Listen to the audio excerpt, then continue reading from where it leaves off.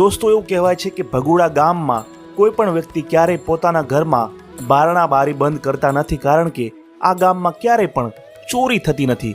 એવું કહેવાય છે કે મોગલ માતાજીનું સત હોવાના કારણે આ ગામમાં ક્યારેય પણ ચોરી કરવાનો બનાવ નથી બન્યો.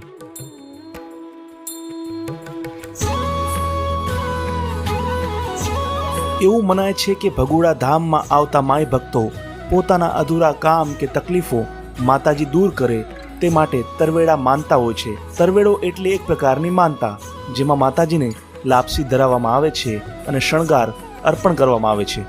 જ્યારે પોતાની માનતા પૂર્ણ થાય ત્યારે શ્રદ્ધાળુઓ તરવેડું કરતા હોય છે. આ ઉપરાંત દર વર્ષે વૈશાખ સુદ બારસના દિવસે અહીંયા માતાજીનો પાટોત્સવ પણ ઉજવવામાં